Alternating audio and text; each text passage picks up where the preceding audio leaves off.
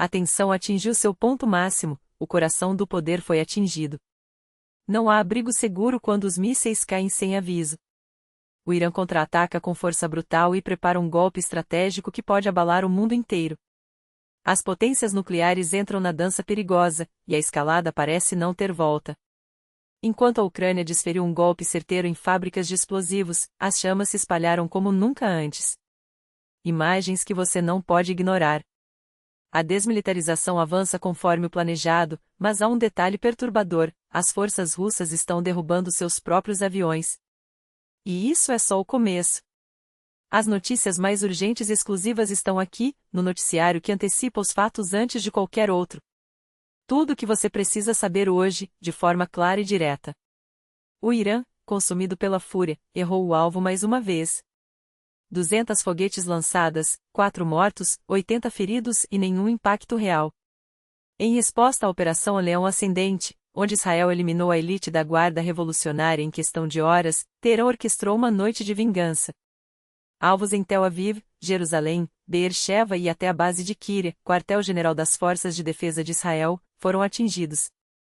O barulho foi ensurdecedor, e nem todas as foguetes foram interceptadas. As Forças Armadas israelenses se mantêm em silêncio sobre os danos, mas a mídia relata que os Estados Unidos ajudaram a derrubar os projéteis iranianos. O problema? Isso não parece retaliação, parece desespero. Um ataque ruidoso, mas vazia de propósito. Nenhuma estrutura crítica de Israel foi destruída. Enquanto o exército israelense cala, no Irã só se ouve murmúrios. Os generais sobreviventes, agora anônimos, prometem através da imprensa golpes devastadores, mas sua postura denuncia uma liderança decapitada, literalmente sem cabeça. Esse confronto não terminará com os ataques da noite passada. O Irã não vai recuar, e suas próximas ações podem ser dolorosas e trágicas para quem os provocou. Especialistas militares são categóricos: o Irã não tem capacidade para enfrentar Israel de igual para igual. Igal Levin, analista militar israelense, é claro, os mísseis iranianos são imprecisos. Quando usados contra áreas civis densamente povoadas, vira arma de terror. Enquanto Israel destrói a infraestrutura nuclear iraniana, seus cientistas e a cúpula militar, o Irã responde atacando residências de civis inocentes. Nem os drones Shahed nem os mísseis balísticos conseguem alcançar os aviões israelenses em seus bunkers de concreto. Os pilotos de Israel seguem operando com quase total impunidade, executando ataques cirúrgicos contra alvos iranianos, incluindo a residência do próprio líder supremo, o Ayatollah Khamenei. Israel desferiu um dos golpes mais devastadores contra o comando militar iraniano em décadas. 8 generais-chave foram eliminados de uma só vez, entre eles o chefe do Estado-Maior, o comandante da Guarda Revolucionária e o líder do programa de mísseis. Entre os mortos está o general Salami, responsável pelas operações externas do Irã na Síria, Líbano e Iêmen. Também foram neutralizados o chefe do Estado-Maior das Forças Armadas Iranianas, um dos principais estrategistas do regime, o comandante das Forças Aeroespaciais da Guarda Revolucionária, arquiteto do programa de mísseis, o chefe do Estado-Maior Operacional, além de altos oficiais de inteligência, defesa antiaérea e operações especiais. Não foi apenas um golpe na elite, foi uma decapitação completa da cadeia de comando, desde os estrategistas até os coordenadores de campo com décadas de experiência. 9 dos principais cientistas nucleares do país também foram eliminados. Se confirmado, esse será um golpe sem precedentes para a elite iraniana, capaz de desencadear uma reação em cadeia em todo o Oriente Médio. Em Teherã, 60 pessoas morreram sob os escombros de um prédio destruído, segundo a mídia local. Enquanto isso, o Irã prepara seu trunfo estratégico, uma jogada que pode sacudir o planeta. A TV estatal IRIB TV3 anunciou: o fechamento dos estreitos de Hormuz e Bab el-Mandeb é um cenário real em resposta à escalada com Israel. Essas são rotas vitais para o comércio global de petróleo e gás, seu bloqueio poderia provocar um choque energético sem precedentes. O ataque israelense se tornou um trauma nacional para o Irã e um marco do século XXI. O país perdeu seus líderes militares mais importantes e partes cruciais de seu sistema de defesa antiaérea. No lugar dos velhos generais, surgem comandantes radicalizados, dispostos a qualquer medida extrema. A nação está perdendo rapidamente o controle, deslizando para a desintegração, e pode se tornar um novo Iêmen, um estado fracassado, porém agressivo. A humilhação militar, somada à passividade de Rússia e Estados Unidos, alimentou uma onda de ódio anti-ocidental e anti-israelense que vai moldar a política iraniana nos próximos anos. 13 de junho é uma data que divide a história do Irã. Depois dela, nada será como antes. Netanyahu, chamado de Anti-1 pelos opositores do regime islâmico no Irã, fez um apelo direto ao povo iraniano: é hora de se levantar contra as atuais autoridades. Em Jerusalém, a mensagem é clara: o objetivo é a mudança de regime em Teherã. O sistema nunca esteve tão fraco. Esta é a sua chance de erguer a voz e ser ouvido. O primeiro-ministro israelense ainda repetiu o slogan dos protestos iranianos: mulher, vida, liberdade. Enquanto isso, o representante do Irã na ONU acusa Israel de declarar guerra.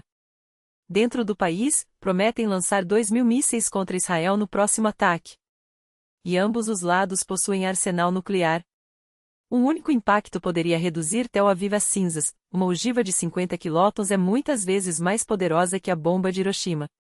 Mas para aniquilar Israel completamente, seriam necessários pelo menos 150 desses ataques, o que torna a ameaça não só real, como mútua.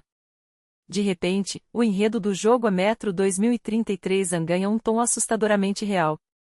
Na obra de Bukowski, a Terceira Guerra Mundial começa justamente com um ataque nuclear de Israel ao Irã, desencadeando uma reação em cadeia que arrasta Estados Unidos e Rússia, e o mundo arde em fogo atômico. Os sobreviventes se escondem no metrô. A pergunta que não quer calar: já estamos no prólogo do apocalipse ou ainda há tempo? A CNN noticiou a morte de todos os negociadores iranianos que dialogavam com os Estados Unidos. Em uma transmissão ao vivo, jornalistas citam a reação de Trump a uma pergunta por telefone: as pessoas com quem eu negociei, linha dura, estão mortas. A repórter insistiu: isso significa que Israel matou os homens com quem o senhor conversava? A resposta foi irônica: bem, certamente não morreram de gripe ou de Covid. O risco de um conflito global está crescendo. O Irã advertiu diretamente Estados Unidos, Reino Unido e França: se continuarem apoiando Israel, suas bases no Oriente Médio serão os próximos alvos. A agência MER informa que os ataques podem se estender além da região, atingindo navios no Golfo Pérsico e no Mar Vermelho. Teherã já deixou claro: o confronto não terminou ontem à noite, tudo indica que o pior ainda está por vir. Não perca nenhum detalhe, acompanhe as notícias que chegam primeiro, com análise profunda e informações exclusivas.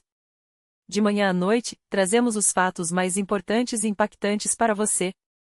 E falando em precisão, mais uma visita dos pássaros ucranianos, e novamente o alvo foi atingido sem erro. Drones atacaram o complexo Nevinomysky Azot, gigante da indústria química em Stavropol, onde são produzidos componentes para explosivos, munições e combustível de foguetes, os mesmos que depois caem sobre cidades ucranianas. O padrão se repete: explosões potentes, incêndios, pânico e uma defesa antiaérea incapaz de reagir. O Estado-Maior ucraniano confirma: a operação foi um sucesso. Não por acaso, o Estado-Maior ucraniano oficializou o golpe e deixou claro: essa fábrica não era apenas mais um alvo industrial, mas um nó crítico na máquina de guerra russa. Produzia tudo que alimenta a agressão, desde fertilizantes desviados para explosivos até componentes que transformam petróleo em morte. Agora, arde em chamas.